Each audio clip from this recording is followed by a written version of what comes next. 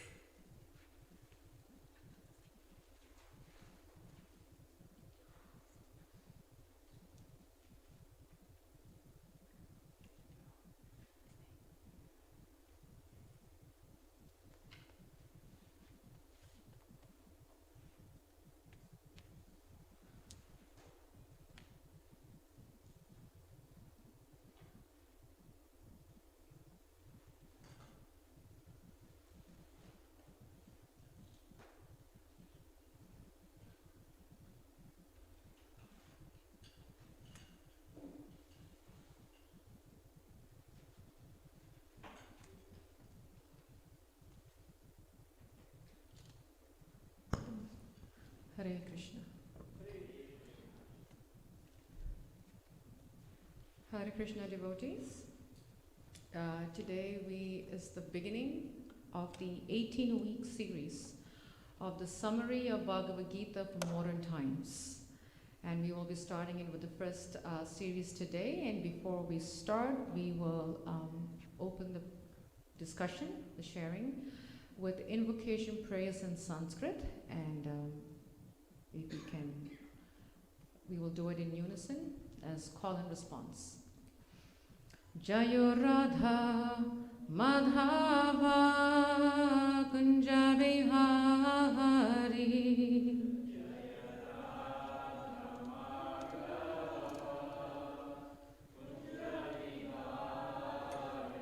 Jayo Radha Madhava Kunja Vihari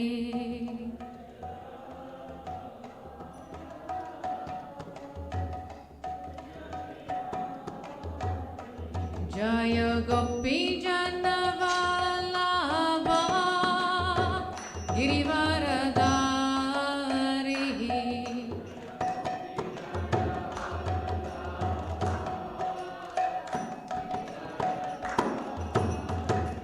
Jaya Gopi Janavallabha Girivaradari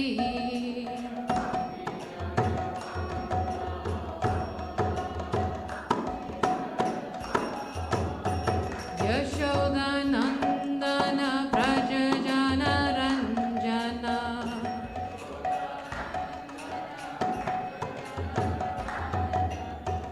Yashodanandana Prajajana Ranjana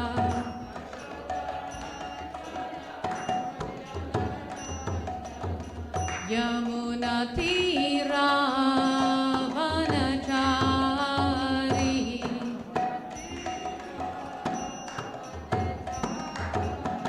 Yamuna Tira Vanachari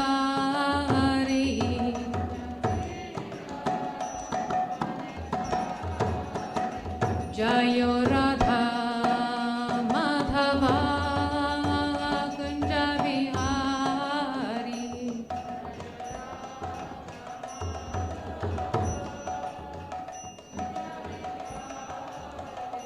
Hare Krishna Hare Krishna Krishna Krishna Hare Hare Hare Rama Hare Rama Rama Rama Hare Hare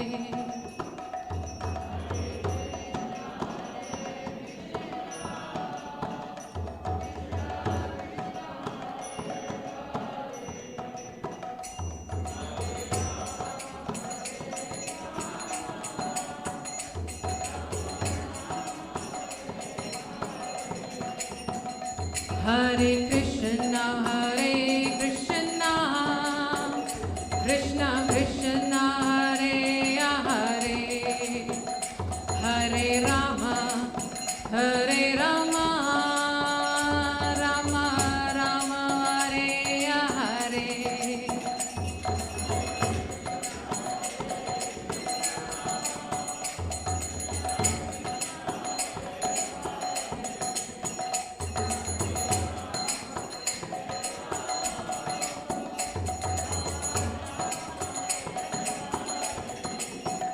Jaya Prabhupada, Jaya Prabhupada, Jaya Prabhupada, Srila Prabhupada.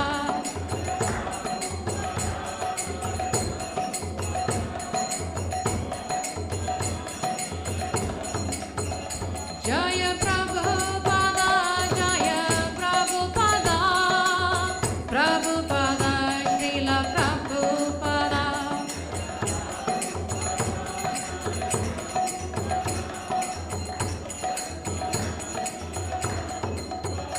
Nittai Gaura Hari Bol, Hari Bol, Hari Bol, Nittai Gaura Hari Bol.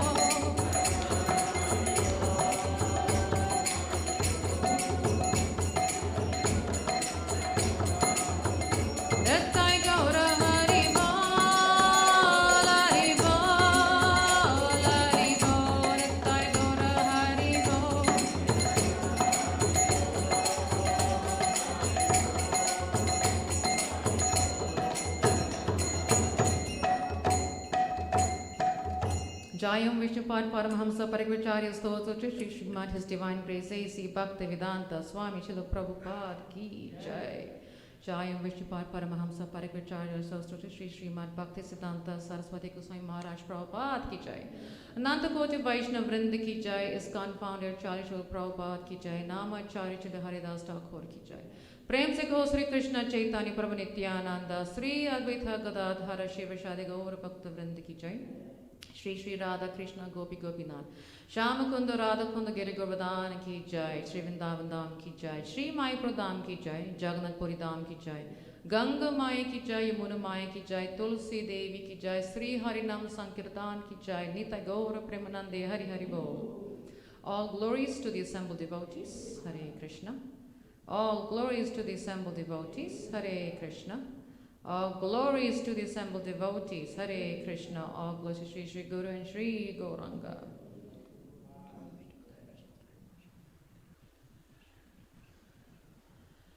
So as we mentioned earlier that we are beginning the first of the 18th series of Bhagavad Gita summarized for modern times. So and then after that, hopefully we'll be able to dive in deeper into each verse. So the summary of the first verse is a very common challenge that every human being experiences. And that is doubt on the path of spiritual journey. So let me first let me give the definition, and then we'll do a pop quiz. The definition of doubt, sometimes we have so many, what does doubt mean? There's so many definitions. So the definition of doubt is a feeling of uncertainty or lack of conviction. Feeling of uncertainty and lack of conviction. How many of us in the beginning stages of our spiritual life, it doesn't matter whether it's Christian, Muslim, Krishna Consciousness, Hindu, whatever it is. How many of us actually experience doubts in the beginning of our spiritual life? Haribol, I was going to say, if I'm the only one, then I'm in the wrong place. Because I had a lot of doubts, I know that. And the second question, are they healthy or are they unhealthy? What is the wild guess? Healthy. Very healthy. Doubt personifies or portrays a negative, term or negative feeling or negative thought. But actually doubt, if we look at it from a positive point of view, it's very, very healthy. So let's use, and I like to use really, day-to-day examples. When we were going to school, and when we were learning something in school, whatever subject it was, we had doubts. Now, the doubts didn't stop us from learning the subject.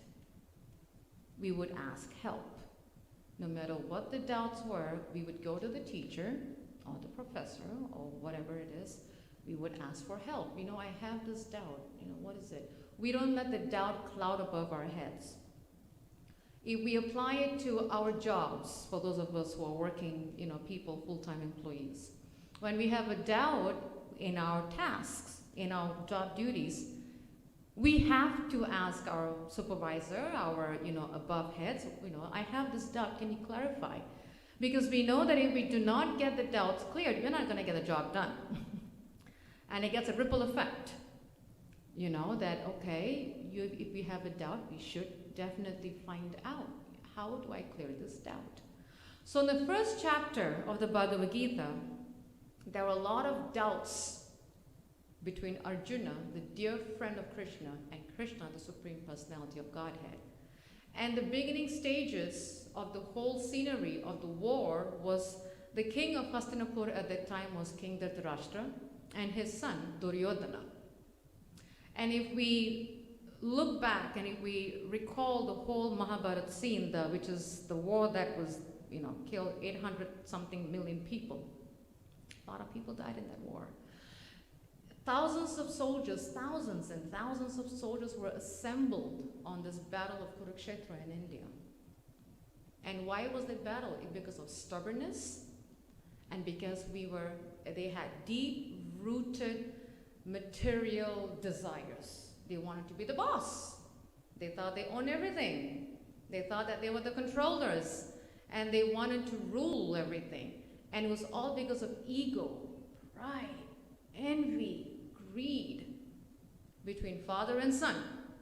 And they were bent over trying to kick out their cousins, who actually were the heirs to the throne, so the kingdom. And Dhritarashtra, the king, as we know, was blind from birth. And he was inquiring from his charioteer, Sanjay, what is happening in the battlefield. So Sanjay, the charioteer, was receiving spiritual vision given by his spiritual master, his teacher. And the king and his charioteer was sitting in the palace, and the charioteer had the spiritual vision to see what was happening in the battlefield. And the king was getting the reports. What's happening with the battlefield? What's happening with my son? Who's fighting with my son? Who's losing my son? And all that stuff. And on this side, Duryodhana, the son of the king, was busy firing up his arms, preparing for the war, full of ego, right? So Dhritarashtra, as we know, the king was physically blind. Him and his son both were blinded by greed, envy, material desire, ego, the list goes on. So here in the first half, the first 12 verses of the Bhagavad Gita, Srila Prabhupada is teaching us, when we as individuals start to think of I, me, mine, I am an American, I'm an Indian, I'm a Chinese, I'm a whatever, French, you can name it, right? And then when we say, it's me, it's all about me, I want to be the center of attraction. And then we say, oh, it's mine. This is my car, this is my house, this is my husband, this is my kids, my wife. It's all about I, me, mine. When we start thinking everything is I, it's me and mine, what happens is it turns into selfish gain and personal selfish gratification. We're enjoying it because we want to be the enjoyer. As servants of the Lord, we are to be enjoyed by the Lord. The Lord is the enjoyer. We are to be enjoyed by the Lord, rather than we saying, I'm going to enjoy, because everything is given by the Lord. Everything is given by the Lord. Nothing. Everything that exists in this world is given by the Lord. Every atom, every proton, neutron, chemical, you name it, every wood, the fan, the whatever's running, everything that's existence in this world is owned by the Lord. We cannot do anything on our own if it's not given by the Lord.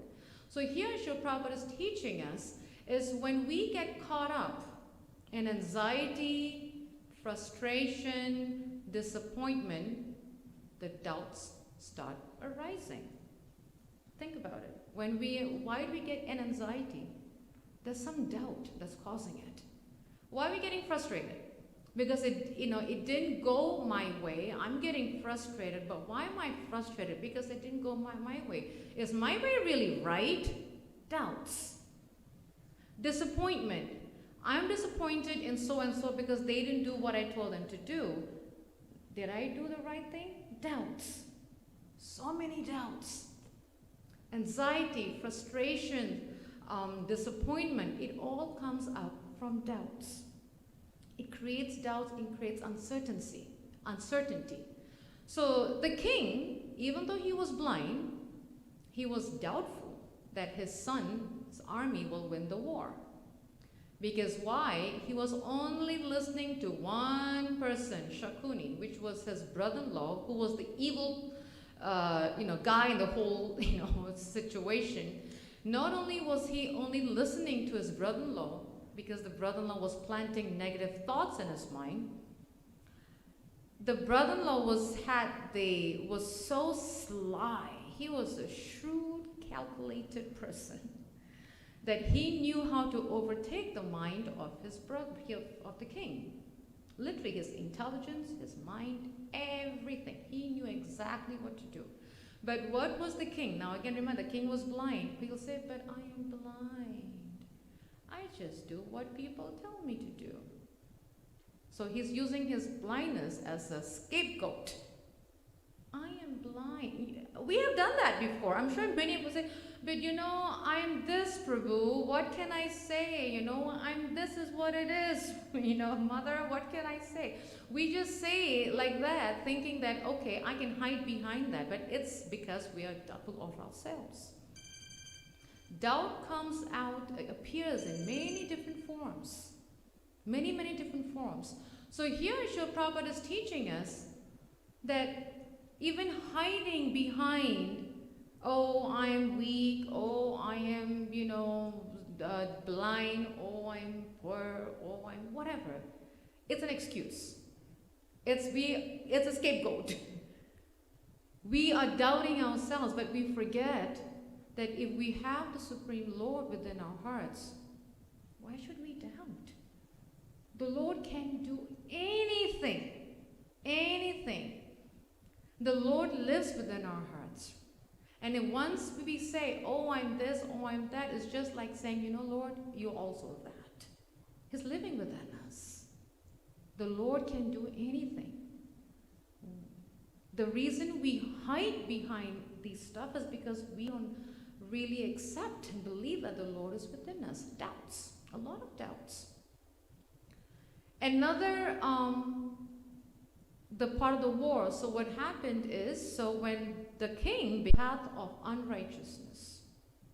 So here again, Srila Prabhupada is teaching us. Those of us who stand on the side of purity and righteousness, no matter how difficult life can be, at the end, we will win. No matter how difficult. No matter how difficult the journey or the troubles or the tribulations or the test, no matter how difficult, if we just stick to the path, as long as we know that we're on the right path, purity and righteousness, we will win the war. Whereas in this case, Dhritarashtra's son, he was not on the path of purity, and he was very unrighteous. So it was already determined even before the war started that he would be defeated, which he did. He actually got defeated because he was on the path of unrighteousness. And so the result of being on the path of impure and unrighteousness is we get defeated. When we're on the path of purity and righteousness, the Lord is with us no matter how tough it is. We will win. My father used to always tell me, the road to God should be bumpy with thorns and pebbles and up and down hills. So if it's smooth, we take it for granted. But if it's bumpy, that's when we cry out to the Lord. Because if it's a smooth road, right? If the road is so smooth and we just go, shh, we take it for granted. We will never call the Lord's name, ever. But whenever we are struggling, oops, I got a thorn, sprained my leg, oh God, right? Every time, it's a natural tendency, like whenever we hurt ourselves, oh my God, oh God, we just call on the name of the Lord. It's a natural tendency. But that's when we remember the Lord the most. We have a very, very wonderful Vaishnavi, Queen Kunti, the mother of the Pandavas. And there's a beautiful book, and it's called Teachings of Queen Kunti, and the prayers are all about Queen Kunti. And her nephew is Krishna, the Supreme Lord.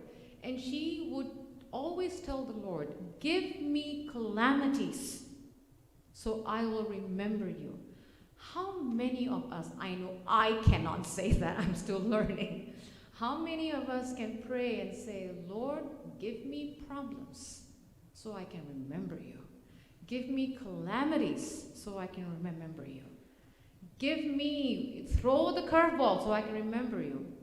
She said that because she knew that is the only time she was going to remember Krishna. The only time she's going to remember God is when she's going through troubles. When the road is smooth, she's enjoying it. That is the result of not being in the path of righteousness. When we're not in the path of righteousness, we just take everything for granted and we don't get the Lord at the end. Another thing that comes up, another aspect that comes up in the path with doubts is uncertainty. Lots of uncertainty. Lots of uncertainty. Well, is this going to happen? Is that going to happen? Is that going to happen? I don't know if that's going to happen. So many uncertainties. And if we look in the Mahabharata, Arjuna was so uncertain about fighting with his enemies. Why? Because they were his relatives. His great-grandfather, his teachers, his cousins, his brothers, his his nephews. So many relatives. The whole scene, the chariots were ready. 2 armies on each side. The chariots were ready. They had their arrows eager to draw it, eager. They were like, when am I going to pull this arrow? And then they were waiting for the battle cries, the conch shell, so that they can get ready to pull these arrows. But Arjuna was not ready. He told the Lord, and imagine this, the Lord was his charioteer when he was the warrior. And he told the Lord, please bring my chariot to the middle of the army battlefield. Let me see the beautiful view of the 2 armies. When he saw that, he started trembling. He got more uncertain, so uncertain that a lot of thoughts and doubts and uncertainty came in his mind. A lot of thoughts. Very uncertain. Very uncertain. Fear. But this is the teacher that taught me how to shoot an arrow. That is the great-grandfather that put me on his lap to feed me my favorite sweet.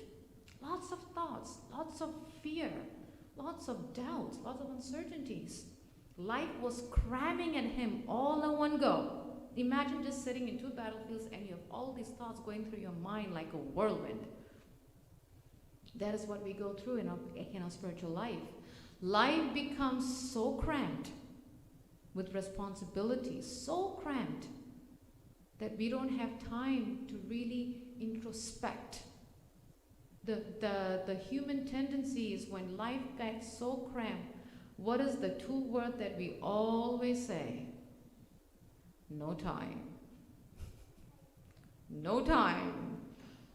And interestingly, even though we have been doing a lot of teleworking and Zoom, the no time has gone to double no time. We would assume, that at least teleworking would help. I know for me, it double no time for me. No doubt about that. But life gets cramped.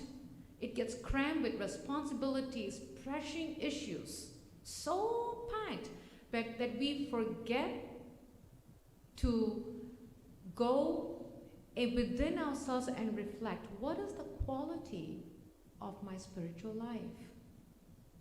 Many of us can definitely vouch that sitting home for the past 18 months while we were in COVID, thinking, I'm going to work from home, my desk is right next to my bed or my living room or something, whatever. Oh, it'll be easy. I don't have to get up and take a bath. Fine, take a bath. I don't have to change into any working clothes. Just put on the PJs. Fine, be very easy. Yeah, right. It didn't work that way. In fact, I think this 18 months really tested us. I know it tested me. How much time was I reflecting in my own spiritual life? Life was cramming into us. Just like Arjuna, when he was in the middle of the battlefield, seeing the loved ones that he's going to be shooting and killing, because the Lord says, get rid of them. They are bringing irreligiosity into this world. They gotta be removed. And the Lord said, I will descend to save my devotees and to remove the miscreants. That's the Lord's duty. He loves his devotees, but he will remove the miscreants because he does not find happiness when his devotees are being tortured, are being beaten up, are being hurt.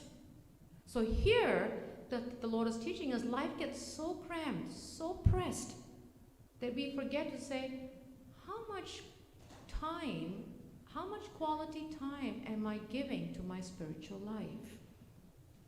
And the common thing that we say is, and this is the, unfortunately, like we said, the chronic disease of modern man is, I got no time.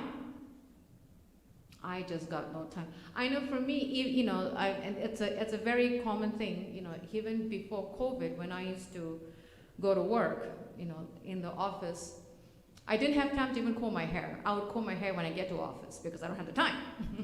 You know, and thank God I work with all women, so they know, okay, you know, she's gonna go to the bathroom and go comb her hair. But now working from home, no one's gonna see me, so forget combing the hair. I'll do it the next day, and the next day. And it all gets knotted. No one's gonna see me. I've got no time. It's a very common chronic modern man's disease. And here, so what is the Lord teaching us in the times of uncertainty?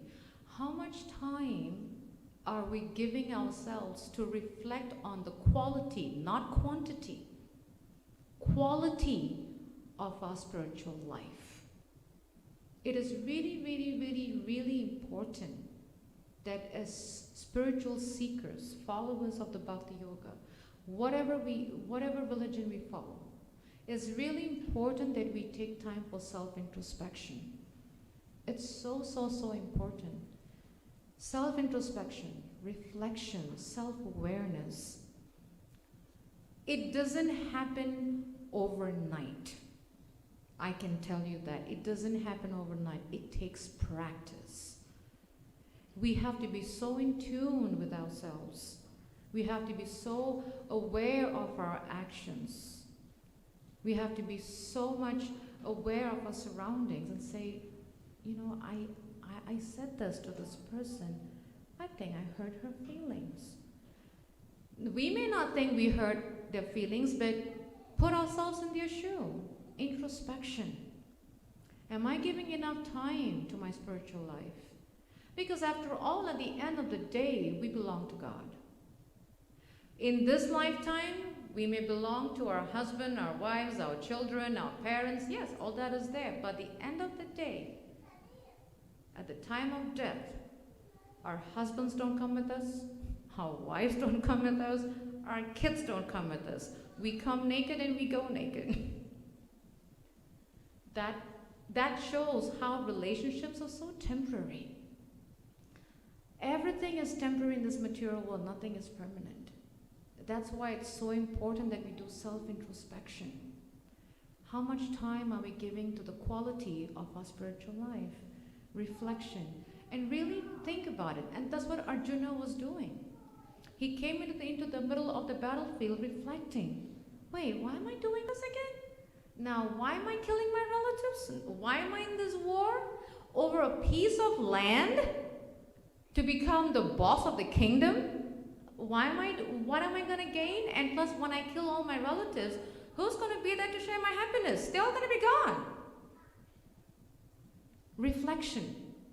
It's very important. My spiritual master would always tell us, his disciples, before we go to bed, take 5 minutes and 10 minutes and reflect on the day. What did I do good?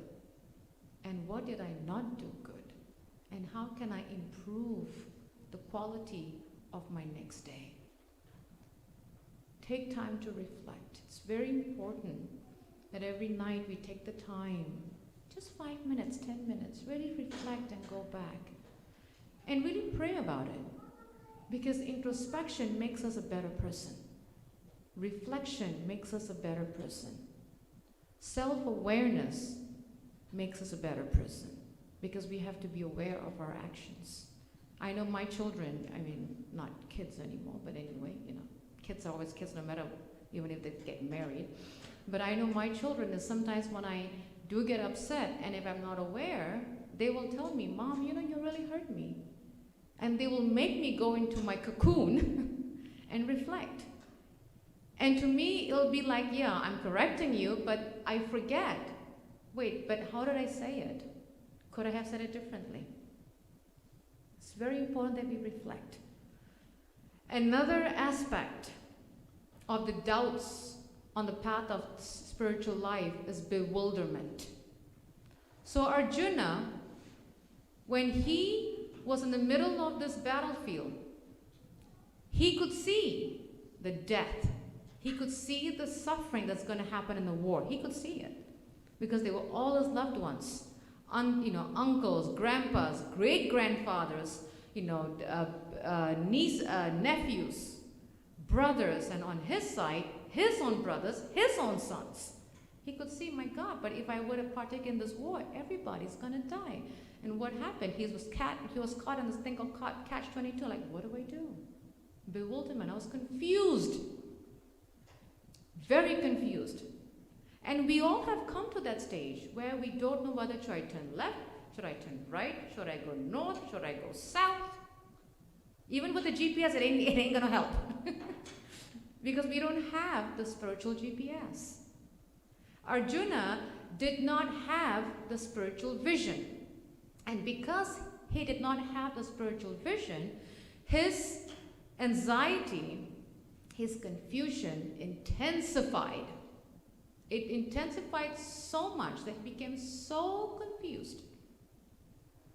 Why does that happen? When one lacks the understanding of our own spiritual identity, and when we don't have a strong relationship with the Lord, and when we don't see the purpose of why am I here in this crazy world, that's when we are confused.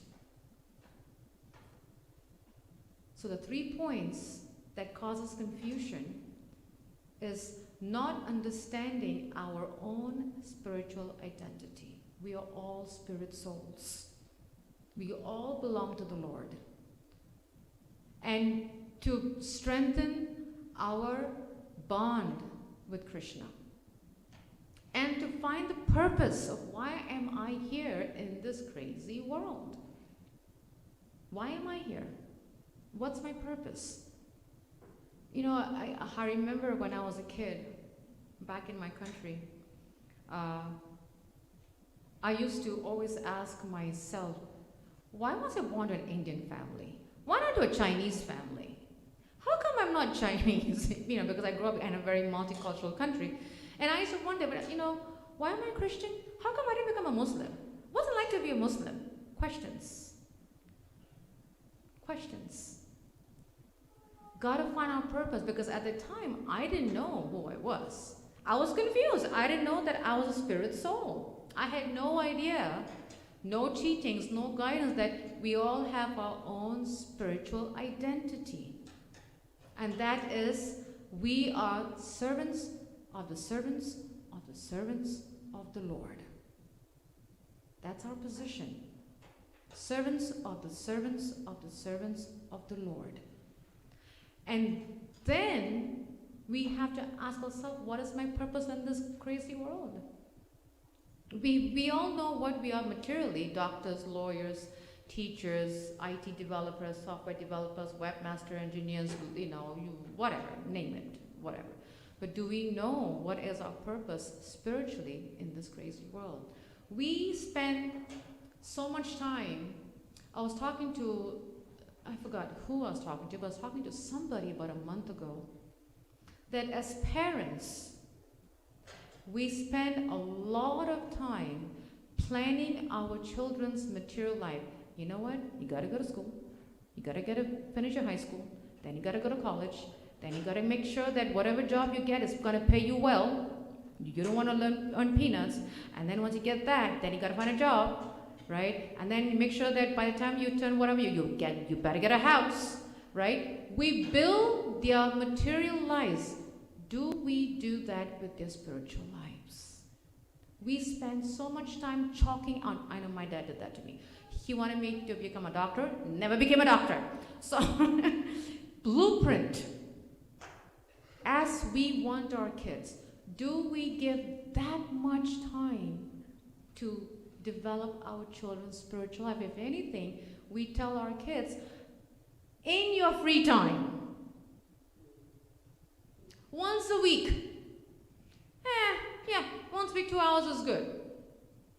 When our kids are spending almost 7 hours in school per day times 5, 35 hours, not including the other activities and yada yada yada and all that stuff. 35, 40 hours in school, and we only give them 2 hours. Okay, come and do that, and that's enough. So which one is weighing more? The material, not the spiritual. When actually we are spiritual beings. We are spiritual beings, but we're teaching our children more on the material life to make it in the material world, when we know that the material world is not going to make them spiritual. Doubts. And when we don't do that, our own children create doubts. They're like, Mom, how come you didn't teach me this? How come my friends do that and I don't do that? How come they pray and I don't pray? How come they pray over their food and I don't pray over their food? How come they don't this and I don't do this? Questions. When Prabhupada was, when he was preaching, when he started his movement in India before it fell apart and he came to the US, he was preaching to a group of young boys, high school boys. The parents were so disturbed.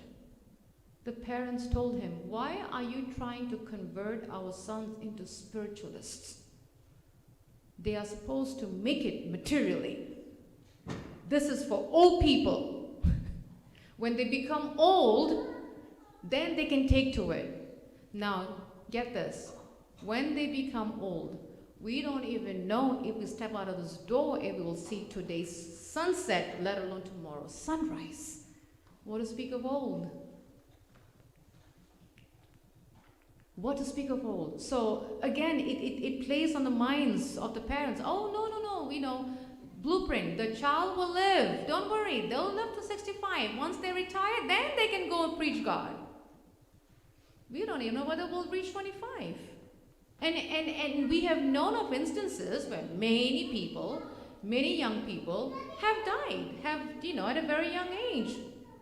And if you look at their lives, right, 15 years, 18 years, 25 years, all they did was just wasted their lives. When it was the duty of the parent from a very, very young age, give them spiritualism as much as we give them materially. If we do not do that, they become bewildered. They become confused. They will not know what is their identity. They will not build a bond with God. And at the same time, they won't know what their purpose is in this life. Confusion. And when that happens, and I've come across so many young people, and when I say young, I mean in the late teens, almost 20s. I talk to a lot of young people, and they get so confused, and they go through, these are not young that are not educated, these are young, educated, professional young people. They get so confused, they get so lost, so frustrated, and they come to me and they tell me, Mataji, I'm confused. This is exhausting. I'm doubting every move I make. I'm just going to give up. That's the turning point. I'm just going to give up. Forget it. Too much work. Right? The turning point is they retreat, they throw in the towel, or they give up. They said, I am done. Because they were not guided from a very young age.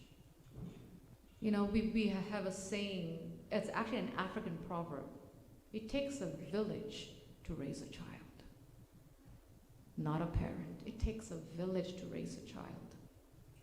Sometimes we think it's a parent. No. It may have worked 56, 60, 70 years ago when there were so many joint families. Now it doesn't work. It takes a village to raise a child. It takes a huge village. So here, if everybody is helping one child, the child gets saved spiritually. We don't want the young people of today, not just young, anybody, whatever age, to get to a turning point where they give up. Say, I'm tired, I'm done, this is too much work, man, this is crazy, I'm not dealing with it. Turning point, they just give up. Lot of doubts, lots of doubts. And that's what happened to Arjuna. He ran away, not physically, mentally. He says, why am I doing this? To kill the soldiers is cruel. Fighting over a piece of land because of my happiness is cruel. This is a brutal violence. I'm killing all my people. I'm killing the future generations. He puts his weapon down. He says, I am not fighting. When the Lord is right there, who is his charioteer, and each one of us have the Lord within our hearts, if only we will allow him to be our charioteer. If only we will allow him to be our charioteer. So here, the Bhagavad Gita, if we were to read cover the 18th series, and it's really powerful. The Bhagavad Gita can also be called the book of doubts, believe it or not. Because Arjuna doubted the purpose of the war, why he has to fight. He was the best archer. Now imagine this. He was the best archer, the dearest friend of the Lord, and he doubted his ability. He doubted his intelligence. He doubted his position. He doubted so many things. When the Lord was right next to him, he was doubting so much. Like we have this story in the Bible, the doubting Thomas.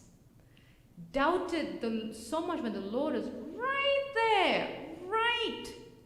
1 feet, half feet, 6 inches away, right there.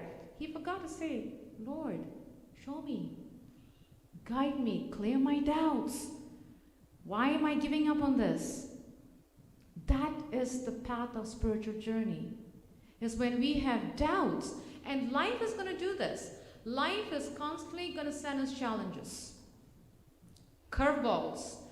And why do we get the challenges? It's trying to snatch our beliefs.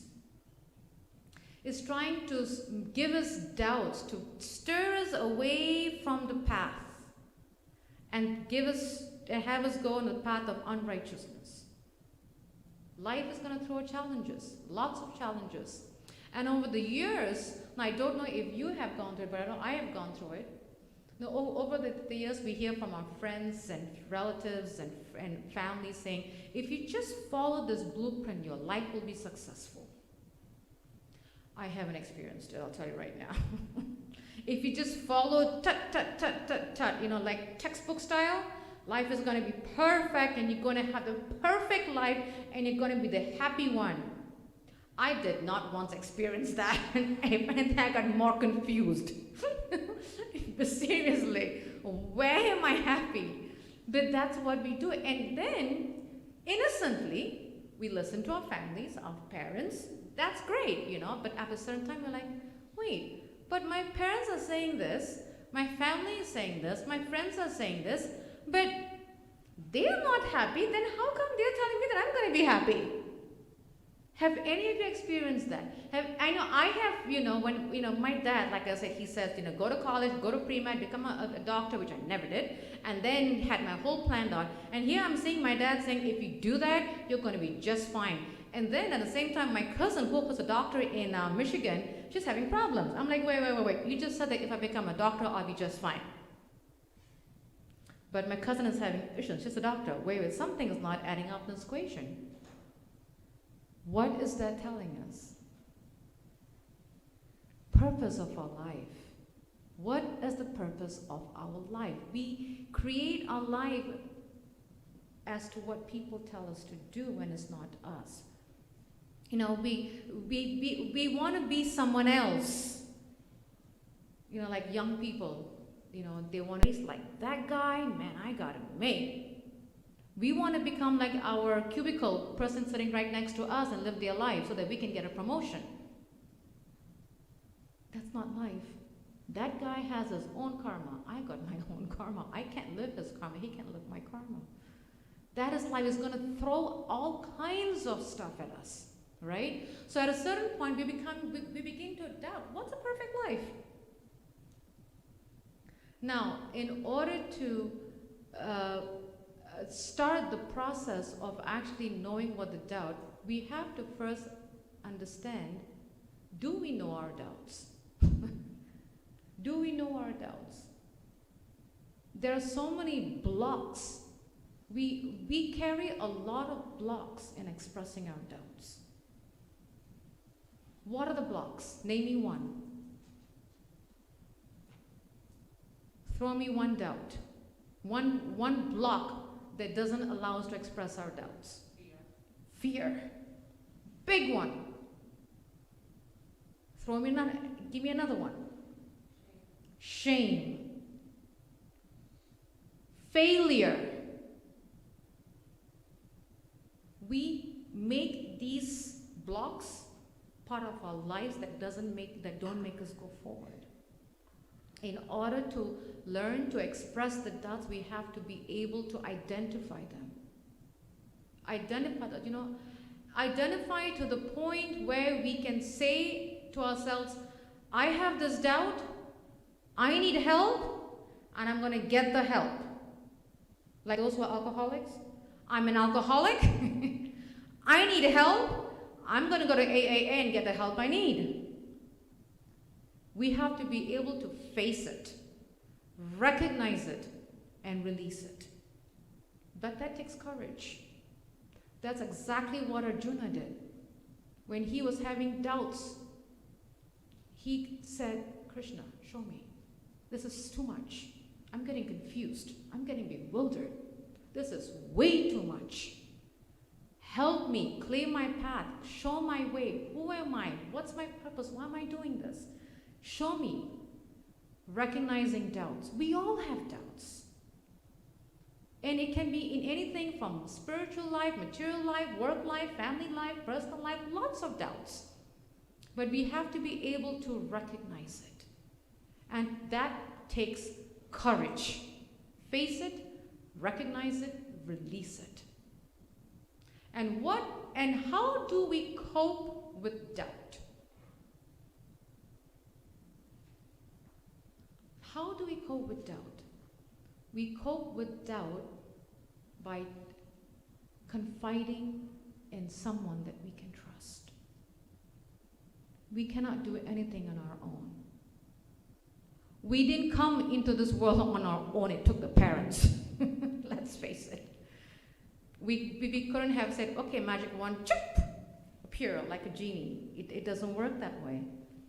It took two parents to come together, right? So the best way to cope with doubt is find a spiritual mentor. We all need a spiritual mentor. Someone that we can go to and say, look, I have this doubt. Help me. I want to get clear from it. Someone that you can confide in, someone that you can trust, someone that will not judge you, someone that will help you to come out, and someone that will walk the journey with you. Very important. Walk the journey with you. We all need spiritual mentors. Could we have gotten through high school without teachers? How many of us finished high school without a teacher? We all needed teachers. How many of us finished college without teachers? None of us did. How many of us made it through promotion without peers in our office? We needed help. We needed mentors. We had mentors. Same thing in spiritual life. We need spiritual mentors. Someone that is our well-wisher.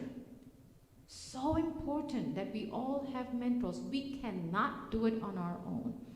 Whether we've been practicing for 1 year, 2 years, 3 years, 10 years, 30 years, 50 years, it does not matter. We all need spiritual mentors. It's critical. And if we have the desire to want to improve our spiritual life, the first thing is to do is find a spiritual mentor. Without a spiritual mentor, we cannot even move forward. A very nice quote that I got that I thought was very powerful that I wanted to share and actually end with this is, faith is the accelerator. The doubts are the brakes. They go hand in hand. Faith is the accelerator and the doubts are the brake. The faith and the doubt, they complement each other. So that's why we said doubt is not negative, it's very healthy. It's not unhealthy, it's very healthy. But we need the faith to get over it. So if we were to have a car without a brake, what happens? It accelerates and it goes straight up, right? And if you go off, it goes off the road, and that's it. Now, what if you have a car without an accelerator? Say again? Stagnant. You just stay there. So you need the accelerator, which is the faith, and you need the brakes, which is the doubt. They go hand in hand. They go hand in hand. And that's the reason why that if we have doubt and no faith, we get nowhere. Faith and no doubt, we get nowhere. We need both. They complement each other. And the best way is to find a spiritual mentor, and that's what Arjuna did. In the first whole chapter, he had full of doubts. That's exactly what he did. He just said, done. Krishna, help me. You be my guide. You be my teacher. You be my guru. You be my mentor. You tell me, what should I do? You just tell me and I'll do it. You guide me. And he gave his life. That is how we can get over our doubts in our spiritual life. And we all need it. And we go through life. I go through it. I've been practicing for 30 years and I have quite a bit of spiritual mentors. At least 8 to 10. At least 8 to 10. And I go to them for different aspects. Anything from spiritual life to women issues to management. I go to each one of them because that's the expertise and I know I'll get the right help. And we all need that. And in Bhagavad Gita, chapter 4, verse 34, Srila Prabhupada says, just try to learn the truth by approaching a spiritual master, a spiritual teacher. Inquire from him submissively, render service unto him. The self-realized souls can impart knowledge unto us because they have seen the truth, just like a teacher. If you want to learn math, you go to a teacher. When we go to the problem, they can see the results. They have seen the math problem, but as students, we don't know because we are trying to learn. The same thing with a spiritual teacher. They have seen the truth, so we have to go to them, inquire submissively, render service. And that is how we can get over these doubts. And once we get over these doubts, we build our faith, we build our faith, we build our faith, but like we said, it's so important that we have spiritual mentors. So critical. Sometimes we think, spiritual life shouldn't be that hard. Yeah, right. I don't know about you, but for me, it's more difficult than going through high school and college. Because spiritual life is a field. So this is the first chapter, summarized how to overcome doubts on our spiritual journey. If there are any questions, comments, Adi, do you have the cordless mic or something? Please. If there are questions or comments, you can raise your hand and Aditya will bring the mic to you. If there's no question or comments, if there is, please do. But if there isn't, I like to play this little game, as I call it, is I would like to ask anyone to share one takeaway that they found. One takeaway from this class that they felt that they could apply. Remember, when we hear these classes, we have to think, okay, there's something that I need to learn. What can I apply in my life?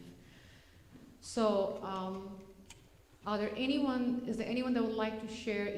Ask a question. If not, share a takeaway of anything that inspired. And if there's no takeaway, then I will ask for the takeaways. Yes, Adi, can you give them the mic, please?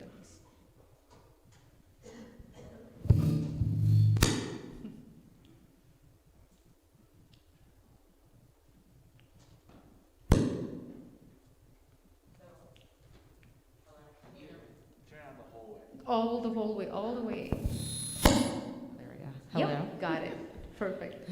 So my name is Raquel, and I'm just excited that I'm here. I always feel like nothing happens by happenstance. And so my takeaway, I've been really dealing with something in my personal life that deals with doubts and fears. So literally you talked exactly about what I needed. But my biggest takeaway was that asking the spiritual advisor. And it's funny because I literally just read that in a whole nother book yesterday. Amazing. It said the same exact thing. So clearly that's what I needed to take away from today. Wonderful. Thank you for sharing. Thank you.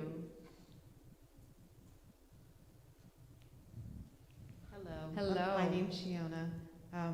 Pretty much the same thing. I take away the spiritual advisor. That's such an important point. But I wrote it down.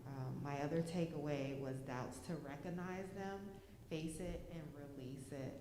I think the releasing part is sometimes the hardest part. It is. Because we want to hold on Yes. sometimes. So that really resonated with me. Yes. So, yeah. And the reason we want to hold on because we're trying to hide behind it. Yes. And the more we hide behind it, we become vulnerable. We make our own selves vulnerable. Sometimes we think it's the situation around us that makes us vulnerable, but it's actually we make our own selves vulnerable because we don't want to let go.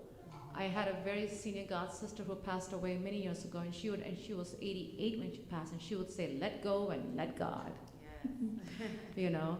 We gotta let go, and then we see how light the heart gets. But yeah, thank you for sharing. Thank you. Thank you. Anyone else would like to share a takeaway? Mamina, come on. You're good in takeaways. I love when you share your takeaways. You knew I was going to call on you, right, Mamina?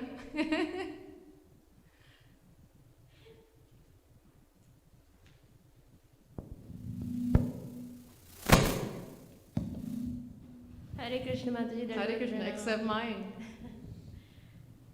You scared? I give you a blank draw, hey? Inhale, exhale.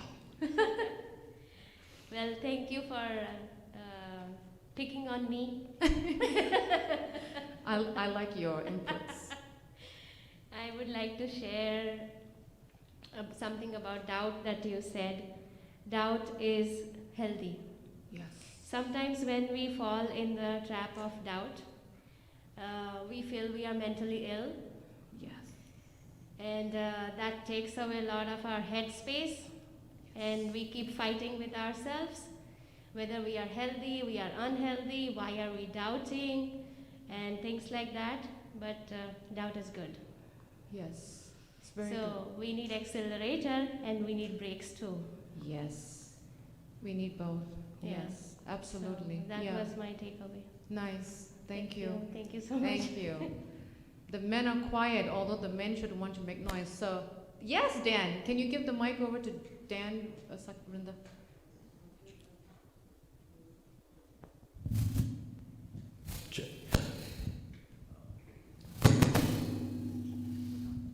Well, one thing that I'm pretty loud.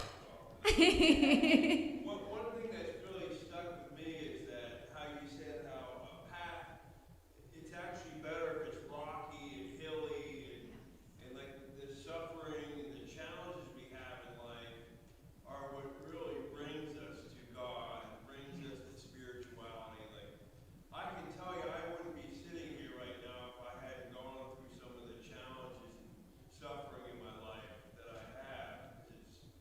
It's taken me out of apathy and made me become a seeker of God. Thank you.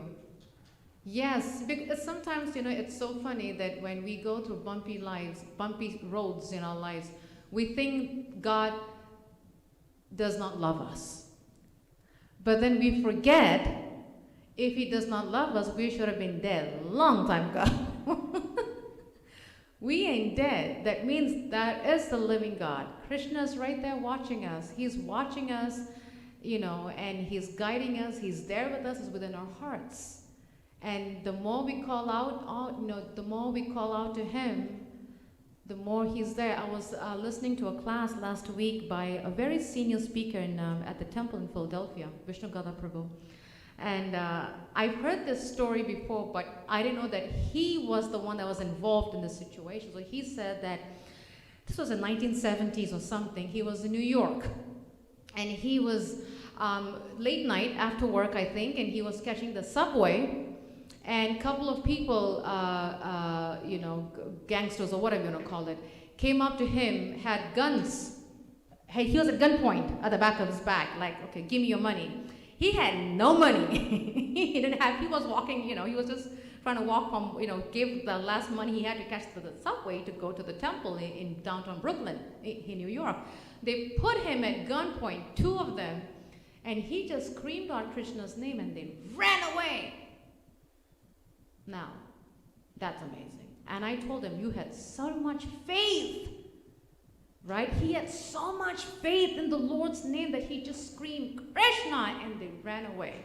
Now, how many of us would have thought about that? But that shows, right? He was at gunpoint, and he called the Lord's holy name, and the 2 robbers, that's what they were, robbers, they just fled, like fly, they just fled. That was amazing.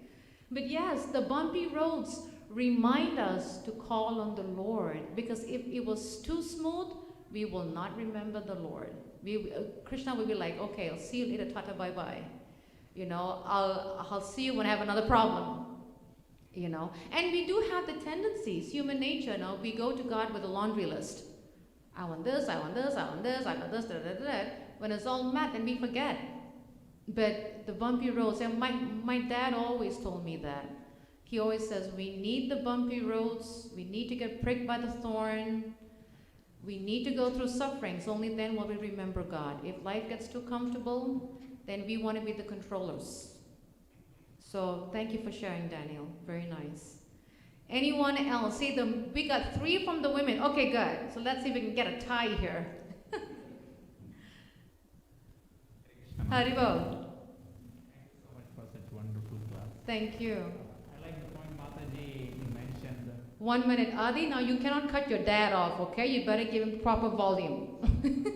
That's a smile. I'm just messing with the sun. Go ahead, Prabhu. Yeah, the point I liked is right on, like example you mentioned of the Vishnu Prabhu, the right faith, because we should have the faith in Lord's mercy and Krupa. And you mentioned faith is the accelerator.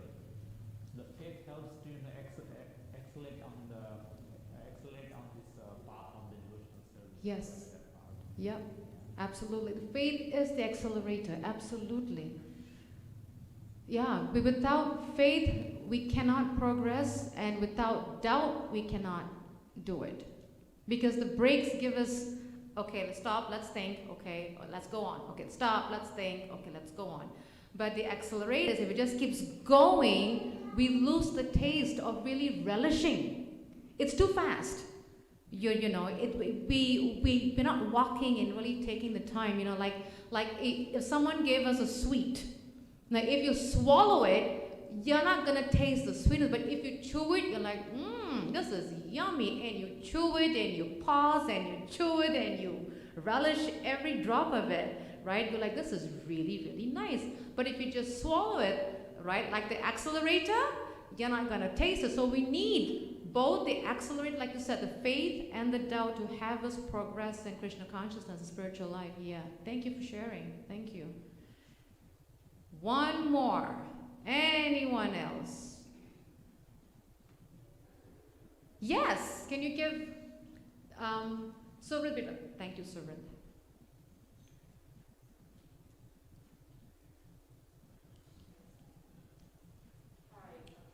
I said yes. All the way. Snap it all. Surit, can you? It's on. Okay. There we go. Hi, I'm Mimi. Nice to meet you. I have to say, initially, I struggled with the break. I'm like, why would you need that? And how does it accommodate or work with the acceleration? but then it made me realize the breaking process helps you to stop and reflect, and it made me realize how much I say I don't have time, but I need to incorporate time to deal with reflection on how the day went or how I could do things better. So the takeaway for me tonight is to spend more time in reflection. Yes, thank you. It's You're welcome. so important. Reflection. It can be scary sometimes, but it's very healthy. You know, for me, and we'll end in 2 minutes. I just want to share one of my realizations. One of my experience was I had a lot of anger issues. As a teenager, very bad issues as a teenager. And when I got married, I knew I had anger issues, but I was afraid to let go. That was my shield. But the more I was hiding behind it, the more I was not progressing, and I knew that I had to let it go. But I didn't know how to do it. I was very confused, and I remember when I was carrying my first daughter, when she was about, actually when I had her, she was about 18 months or 2 years. And I remember we were having a gathering with few friends of us, and we were just doing a quick check-in. And everybody was sharing whatever they had to share. My check-in at the time was I really wanted to release anger. And I remember crying.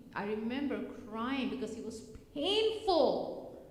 But it took me almost 27 years to really feel, okay, I am ready to face this demon and let it go. It took me 27 years to work to face it.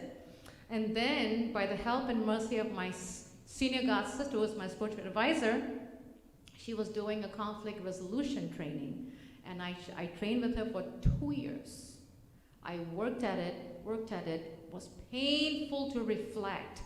And there were moments of tears and crying and, doubt, will I ever come out of this? It felt like forever. But I can vouch at the end, I came out of it. So now I'm able to, when I get upset, I'm able to retract, I'm able to reflect, and I'm able to catch. Of course, not that my kids know that because they're sitting here, they're like, Mom, So yeah, so it's very, very, very healthy that we take time every day to reflect. It's so important because reflection also connects us with our spiritual soul. Connects us with our spiritual identity of who we are, and then when we go into the reflective mode, we go into prayerful mode. And then we pray to the Lord, Krishna, help me get out of this. I'm having this doubt, I'm facing it, it's very, very painful. Help me get out of it. And the Lord will reciprocate. He will reciprocate, just the way he did with Arjuna. It took Arjuna, so okay, fine, I'm ready. That's when the Lord says, okay, now I'll take charge of your life. And that's what it did. But yes, thank you. Thank you for your wonderful takeaways. We will end the class. Thank you so much. Srimad Bhagavad Gita Ki. We will go into the next phase, which is the worship service. And before we do the worship service, which is the Arti and Kirtan, we will be singing extra Nashinga Arti because one of our congregation members, two of her co-workers are facing cancer, going through chemo, and they have asked us to say an extra prayer for them. So we will sing it twice. So just to give you guys a heads up when we start the program. So we will all stand up and get ready for Arti Kirtan. Hare Krishna. Srila Prabhupada Ki Jai.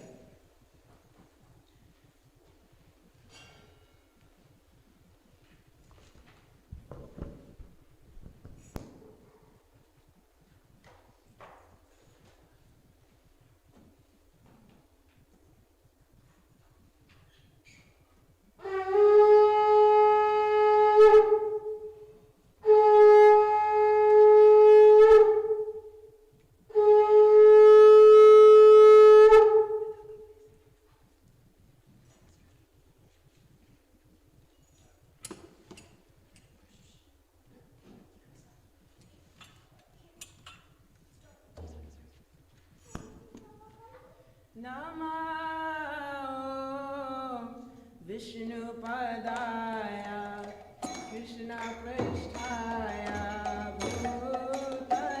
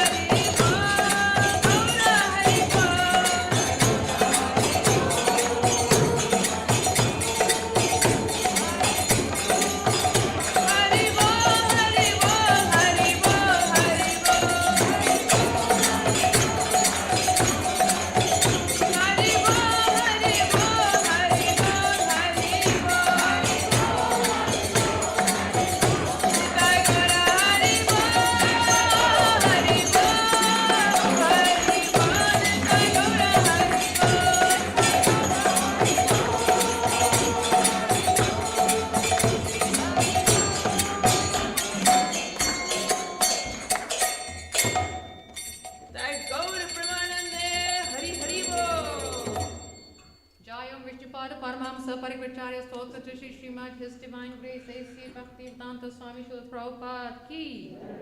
Jayam Vishnupad, Paramahamsa Parikacharya Stotha to Shri Srimad Bhakti Siddhanta Saraswati Goswami Maharaj Srila Prabhupada ki. Ananta Koti Vaishnava Vrinda ki. ISKCON founder Srila Srila Prabhupada ki. Namacharya Sri Haridas Thakur ki. Prem se kaho Sri Krishna Chaitanya Prabhu Nityananda Sri Advaita Gadadhara Shiva Shari Gaura Bhakta Vrinda ki jai. Shri Shri Radha Krishna Gopi Gopinath Shama Kunda Radha Kunda Giri Govardhana ki jai. Shri Vrindavan Dham ki jai. Shri Mayapur Dham ki jai. Jagannath Puri Dham ki jai. Ganga Mai ki jai. Yamuna Mai ki jai. Tulsi Devi ki jai. Bhakti Devi ki jai. Sri Harinam Sankirtan ki jai. Samaveta Bhakta Vrinda ki jai. Nitai Gaura Premanande Hari Hari Bo. All glories to the assembled devotees, Hare Krishna. All glories to the assembled devotees, Hare Krishna. All glories to the assembled devotees, Hare Krishna. All glories to Sri Sri Guru and Sri Gauranga. Shri Prabhupada ki jai.